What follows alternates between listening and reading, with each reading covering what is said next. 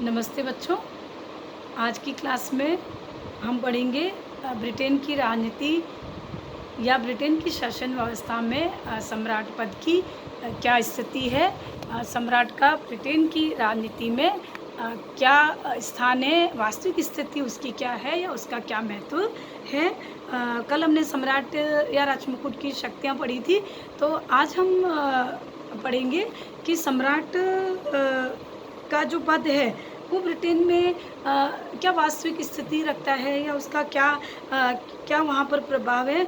तो हम देखें कि इस वास्तविक स्थिति, जैसा कि हमने थोड़ा बहुत पढ़ा था कि सम्राट राज्य करता है न कि शासन करता है। ब्रिटेन की राजनीति में सम्राट नाम मात्र का प्रधान है। शासन की शक्तियों का जो प्रयोग है वो सम्राट के नाम से किया जाता है। तो सम्राट व्यवहार में जो जो शक्तियाँ सम्राट के नाम से हैं उसका प्रयोग सम्राट स्वयं न करके उसका प्रयोग प्रधानमंत्री और कैबिनेट के द्वारा किया जाता है। तो इस प्रकार हम देखें कि सम्राट की जो स्थिति है वह ब्रिटेन में औपचारिक प्रधान वाली है। कार्यपालिका का औपचारिक प्रधान है, नाममात्र का प्रधान है।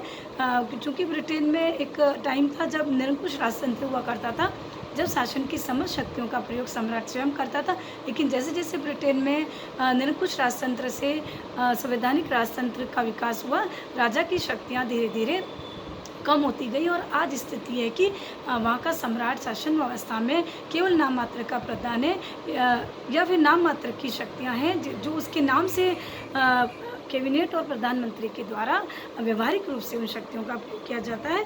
अब हम देखें तो सम्राट पद की जो शक्ति है, उसका जो प्रभाव है वो कैसे धीरे धीरे कम होता गया कि संवैधानिक जो ऐसी परिस्थितियाँ ब्रिटेन के इतिहास में आई, जिसमें कि हम देखें कि ट्यूडर काल तक सम्राट का जो पद है वो काफ़ी शक्तिशाली और प्रभावपूर्ण पद था। एक महारानी एलिजाबेथ प्रथम के समय तक भी वो एक शक्तिशाली सम्राट या शासिका हुआ करती थी।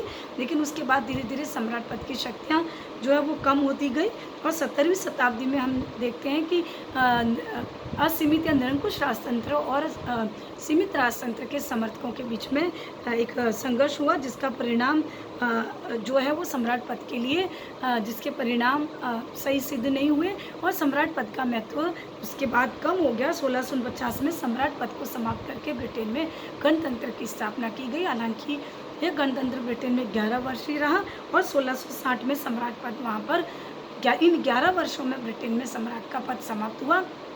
और लेकिन 1660 में ब्रिटेन में चार्ल्स द्वितीय जो है फिर से सम्राट बना और सम्राट पद पुनर्जीवित हुआ और इसके लेकिन इसी के साथ ही सम्राट पद की शक्तियाँ ब्रिटेन में फिर से जीवित नहीं हो पाई और उसके बाद धीरे धीरे सम्राट पद की शक्तियाँ धीरे धीरे कम होती गई। और हम देखें तो सम्राट शासन में जो है छाया मात्र या नाम मात्र का ही उसकी शक्तियाँ रही और वास्तविक शक्तियाँ संसद के हाथ में आती गई। और 1688 की गौरवपूर्ण क्रांति जो थी ब्रिटेन के इतिहास में वो महत्वपूर्ण सिद्ध हुई, इसलिए सम्राट पद की शक्तियाँ या उसका महत्व हमेशा के लिए कम कर दिया और सम्राट के ऊपर संसद की सर्वोच्चता इस क्रांति के बाद हमेशा के लिए स्थापित हो गई। तो इस प्रकार हम देखें कि जैसे जैसे कैबिनेट का विकास होता गया, उसकी शक्तियाँ बढ़ती गई, वैसे वैसे ब्रिटेन में सम्राट पद का महत्व भी कम होता गया, उसकी शक्तियाँ कम होती गई। और इसमें विभिन्न परिस्थितियों ने भी योगदान दिया, जिसमें हम देखें संयोगवश भी ऐसी परिस्थितियाँ आई जिसने ब्रिटेन में सम्राट पद की शक्तियाँ और उसके प्रभाव को कम किया। जैसे कि हैनोवर वंश के राजाओं ने इसमें बहुत महत्वपूर्ण योगदान दिया, जिसमें जॉर्ज प्रथम और जॉर्ज द्वितीय जो थे उनको ब्रिटेन की राजनीति का ज्ञान नहीं था, न उसमें रुचि थी, न उन्हें अंग्रेजी भाषा का ज्ञान था। तो इन सम्राटों ने कैबिनेट की अध्यक्षता करना बंद कर दिया और उसके बाद प्रधानमंत्री पद का उदय हुआ, जो कि कैबिनेट का अध्यक्ष कहलाया या जिसने कैबिनेट की अध्यक्षता करनी शुरू कर दी। और उसके बाद सम्राट पद की शक्तियों का निरंतर पतन होता गया। अब प्रधानमंत्री और कैबिनेट के अन्य सदस्य या मंत्रियों की नियुक्ति में निश्चित परंपराएं स्थापित हो चुकी थी और सम्राट के हाथ में नियुक्ति का अधिकार नहीं था या वो अपने विवेक से मंत्रियों या प्रधानमंत्री की नियुक्ति नहीं कर सकता था। तो इस प्रकार हम देखें तो विभिन्न प्रकार से ब्रिटेन में सम्राट पद की जो शक्तियाँ थी वो मर्यादित हो गई और महारानी विक्टोरिया तक आते-आते सम्राट पद पूर्ण रूप से एक एक औपचारिक या मर्यादित शक्तियों वाला पद बन गया। अब सम्राट जो है पूर्ण रूप से मंत्रियों के अधीन रहता है। तो इस प्रकार हम देखें ब्रिटेन में सम्राट जो शासन का औपचारिक प्रधान है, उसकी शक्तियाँ नाम मात्र की है। प्रधानमंत्री की नियुक्ति की कुछ निश्चित परंपराएं हैं और सम्राट को लोक सदन के बहुमत दल के नेता को प्रधानमंत्री पद पर नियुक्त करने के लिए वो बाध्य होता है। और कैबिनेट में अन्य मंत्रियों की नियुक्ति में भी सम्राट को प्रधानमंत्री के परामर्श के अनुसार ही कार्य करना पड़ता है। तो इस प्रकार हम देखें कि प्रधानमंत्री और अन्य मंत्रियों की नियुक्ति में सम्राट की कोई इच्छा नहीं है। उसी आधार पर संसद का अधिवेशन बुलाना, संसद को स्थगित करना, लोक सदन को भंग करना आदि कार्यों में भी सम्राट स्वतंत्र नहीं है, बल्कि ये कार्य वह प्रधानमंत्री के मंत्रणा या परामर्श के आधार पर ही करता है। लोक सदन को भंग करने की शक्ति है तो वह भी वो प्रधानमंत्री की मंत्रणा या परामर्श के आधार पर ही करता है। और संसद में भी हम देखें तो जो भाषण वो पढ़ता है वो भी उसके स्वयं के द्वारा तैयार नहीं किया जाकर मंत्रियों के द्वारा ही तैयार किया जाता है।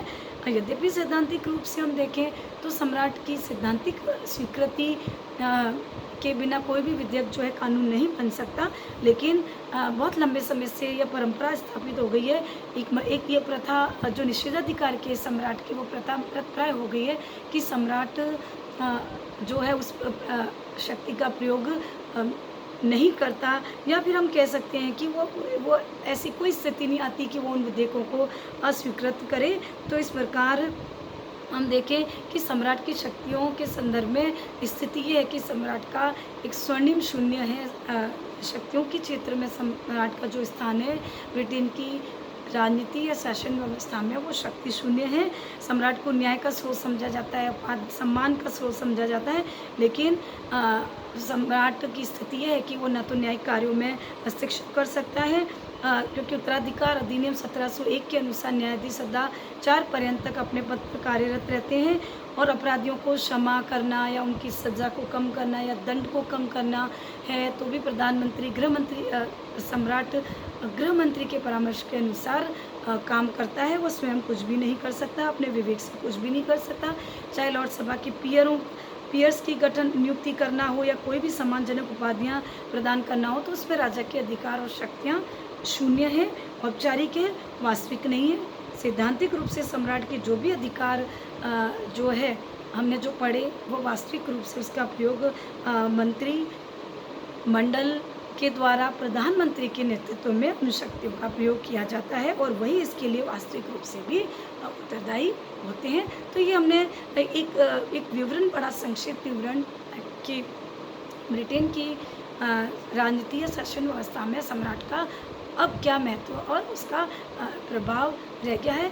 सम्राट की वास्तविक स्थिति और प्रभाव को और अच्छे से समझने के लिए ब्रिटेन में एक कहावत प्रचलित है कि सम्राट कोई त्रुटि नहीं कर सकता। एक शाब्दिक अर्थ में इसका अगर हम देखें तो इसका मतलब ये कि सम्राट कोई गलती कभी नहीं करता है, वो जो कुछ करता है वह सही करता है।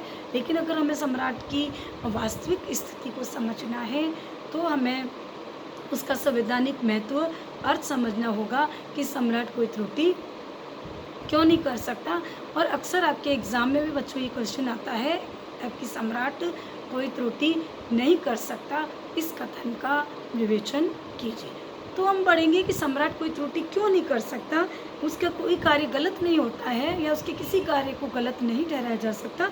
इसका एक संवैधानिक महत्व है कि इस उक्ति का क्या मतलब है, तो उसको हम समझेंगे जिसमें इसका महत्व है। सबसे पहला है कि सम्राट कानून से ऊपर है, सम्राट कोई त्रुटि नहीं कर सकता। तो स्वाभाविक है इस उक्ति का मतलब कि सम्राट जो है वो स्वाभाविक रूप से कानून से परे है, क्योंकि वो त्रुटि नहीं कर सकता, इसलिए वो कानून के दायरे में नहीं आता और उसके विरुद्ध कोई कानूनी कार्रवाई भी वहाँ पर नहीं की जा सकती है। तो ब्रिटिश सरकार जो न्यायालय के क्षेत्राधिकार से सम्राट मुक्त है और उसके विरुद्ध किसी भी प्रकार की फौजदारी या दीवानी जो अभियोग है वो या मुकदमा जो है वो किसी भी न्यायालय में नहीं चलाया जा सकता। तो कानूनी इसका मतलब ये कि कानून की दृष्टि में राजा कभी अपराधी नहीं हो सकता या वो कोई गलत काम कभी नहीं कर सकता। तो कहने एक एक कहावत जो डायसी ने कही है उसकी इस स्थिति के बारे में कि अगर सम्राट प्रधानमंत्री को गोली मार भी दे तो भी इंग्लैंड में कोई ऐसी व्यवस्था नहीं है जिसके आधार पर सम्राट के विरुद्ध कोई कानूनी कार्रवाई की जा सके। तो सम्राट कानून के ऊपर है। अब कानून के ऊपर है तो ऐसी स्थिति वहाँ पर है कि उसके विरुद्ध कोई कार्रवाई नहीं की जा सकती, लेकिन ऐसा नहीं है बच्चों, क्योंकि सम्राट इसलिए कानून से ऊपर है, उसके विरुद्ध कार्रवाई नहीं होती क्योंकि सम्राट वास्तविक रूप से कोई काम करता भी नहीं है, इसलिए ऐसा कोई स्थिति वहाँ पर आती नहीं है।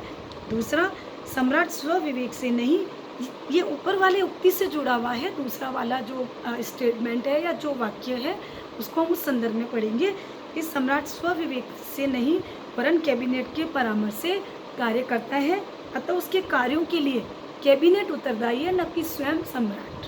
तो इसको हम अच्छे से समझेंगे कि सम्राट स्वविवेक से काम नहीं करता है, या जो भी काम है उसके लिए सम्राट स्वयं जिम्मेदारी सम्राट की नहीं होती है, वो स्वयं उस कार्य के लिए जिम्मेदार नहीं होता है, क्योंकि उसके सभी कार्य कैबिनेट के परामर्श से ही किए जाते हैं। कैबिनेट जो परामर्श देता है, जो सलाह देती है, सम्राट तो केवल नाम मात्र का है, उस पर वो मोहर लगाता है, बाकी उसका कोई काम नहीं है। तो राजमुकुट की शक्तियों का प्रयोग उसी प्रकार से किया जाता है जिस प्रकार संसद के समर्थन के आधार पर कैबिनेट उसका प्रयोग करती है। तो इस उक्ति का मतलब यही है कि स्वाभाविक रूप से सम्राट के नाम से जो कार्य है वो कैबिनेट के द्वारा या मंत्रिमंडल के द्वारा किए जाते हैं, इसीलिए उन कार्यों के लिए मंत्री व्यक्तिगत रूप से स्वयं उत्तरदायी होते हैं और सामूहिक रूप से भी मंत्रिमंडल उत्तरदायी होती है उन कार्यों के लिए। तो इस प्रकार हम देखें तो सम्राट उन कार्यों के लिए उत्तरदायी नहीं होता है, क्योंकि वह स्वयं उन कार्यों को नहीं करता है। औपचारिक रूप से उन कार्यों को मंत्रिमंडल, औपचारिक रूप से या व्यावहारिक रूप से हम देखें तो उन कार्यों को मंत्रिमंडल के द्वारा किया जाता है। सम्राट उन कार्यों को स्वयं नहीं करता, इसलिए वो उसके लिए जिम्मेदार भी नहीं होता है। तो इस प्रकार राजा जब कोई कार्य स्वविवेक से नहीं करता है, इस कारण राजा के द्वारा त्रुटि की कोई आशंका भी नहीं रहती है, क्योंकि उसके द्वारा कोई कार्य नहीं किया जाता, इसलिए राजा कोई त्रुटि कर ही नहीं सकता। और इस प्रकार यह कहा जा सकता है कि चौस जैसा कि द्वितीय ने यह एक उक्तियाँ थी जो उसके टाइम में उसने अपने राजमहल के बाहर लिखवा रखी थी कि यहाँ सोते हैं सम्राट हमारे अधिराज विश्वास नहीं करता, जिसकी बातों का कोई कभी कम अक्ली की बात नहीं करते हैं और न करते हैं बुद्धि की बात कोई। तो ये एक स्टेटमेंट जो सम्राट चौस तृतीय के द्वारा लिखवाया गया था, मतलब ये कि सम्राट न कभी अक्ल की बात करता है और न कभी वह कोई ऐसी बात करेगा बेवकूफ़ी की करेगा, ना वह कभी बुद्धि की बात करेगा, क्योंकि उसके पास काम करने का कोई अधिकार ही नहीं है, इसलिए सम्राट कोई गलत काम करता भी नहीं है। क्योंकि ब्रिटेन में एक सत्य है, वैधानिक सत्य, कि राजा की बातें तो उसकी अपनी होती है लेकिन कार्य उसके मंत्रियों के होते हैं। बातें कर सकता है, वो काम नहीं करता, इसीलिए राजा का महत्व यहाँ पर स्वयं सिद्ध है। तो तीसरी बात है, अवैधानिक कार्य के लिए किसी को भी सम्राट के नाम की उन्मुक्ति नहीं मिल सकती। इस सेंटेंस का मतलब यह है बच्चों कि कोई भी मंत्री या मंत्रिमंडल का कोई भी सदस्य कोई गलत काम करता है तो वो उस गलत काम को सम्राट के सिर पे नहीं डाल सकता, या उस गलत काम के लिए वो उसकी जिम्मेदारी सम्राट पर नहीं डाल सकता कि ऐसा सम्राट ने कहा था। तो कोई भी मंत्री गलत कार्य के लिए छूट या उन्मुक्ति सम्राट के नाम से प्राप्त नहीं कर सकता, क्योंकि सम्राट उस कार्य के लिए जिम्मेदार नहीं होता है। प्रत्येक मंत्री अपने कार्य के लिए व्यक्तिगत रूप से स्वयं जिम्मेदार होता है। तो इसलिए सम्राट के नाम की उन्मुक्ति प्राप्त कोई भी व्यक्ति अवैध कार्य के लिए, गलत कार्य के लिए नहीं कर सकता। इस संबंध में सीधा सा तर्क है कि जब सम्राट कोई स्वयं त्रुटि करता ही नहीं है तो उसके द्वारा किसी को भी गलत कार्य के लिए भी अधिकृत नहीं किया जा सकता। मंत्री सम्राट के आदेशों का सहारा लेकर कि सम्राट ने आदेश दिया तो वो किसी तरह का गलत काम नहीं कर सकता। यह सिद्धांत या इस नियम का प्रतिपादन ब्रिटेन में 1678 में Thomas Osborne Earl of Danby अभियोग में हुआ था, जिसमें कि डेनबी जो मंत्री था उसने अपने बचाव में सम्राट के आदेश का सहारा लिया था कि लिखा था कि सम्राट कोई गलती नहीं कर सकता और उसने सम्राट के आदेश से काम किया है, इसलिए वह दोषी नहीं है। तो इस प्रकार लेकिन वहाँ पर उस समय संसद में यह तर्क दिया गया था कि मंत्री त्रुटियों के लिए स्वयं जिम्मेदार होता है, उत्तरदायी होता है, सम्राट उसके लिए जिम्मेदार नहीं होता है। और तभी से ब्रिटेन में सिद्धांत चला आ रहा है कि मंत्री अपने कार्य के लिए स्वयं जिम्मेदार होगा और वो अपने किसी भी गलत कार्य के लिए सम्राट के नाम का सहारा या सम्राट के आदेश का सहारा नहीं ले सकता। तो इस प्रकार ब्रिटेन में एक जो सम्राट की स्थिति है वो यही है कि सम्राट का जो है कोई त्रुटि नहीं कर सकता, लेकिन सम्राट अपने पद और महत्व में जो उसकी वास्तविक स्थिति है उसका अध्ययन हम कल की क्लास में करेंगे। धन्यवाद।